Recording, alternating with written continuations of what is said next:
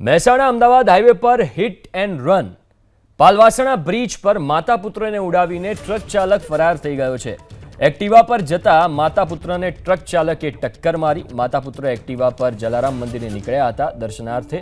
ટ્રકની ટક્કરના પગલે માતા પુત્ર પટકાતા ગંભીર ઈજા થઈ છે। ગંભીર રીતે ઈજાગ્રસ્ત માતાનું મોત થયું। પુત્ર સારવાર હેઠળ છે। અકસ્માત બાદ ટ્રક ચાલક ફરાર થઈ ગયો છે। વધુ વિગતો સાથે સંવાદદાતા હારૂન ફોન લાઈન ઉપર જોડાયા છે। હારૂન, આજે ટ્રક ચાલક હતો એની કોઈ વિગતો મળી ખરા?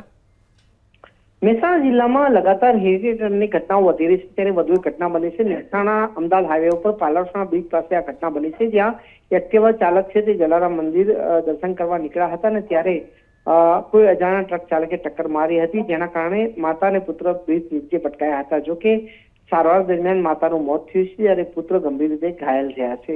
લગાતાર નવા દિવસોની અંદર અકસ્માતની ઘટનાઓ બની છે અને હિટ એન્ડ રનની ઘટનાઓ લગાતાર વધી રહી છે, ત્યારે વધુ એક ઘટના બની છે।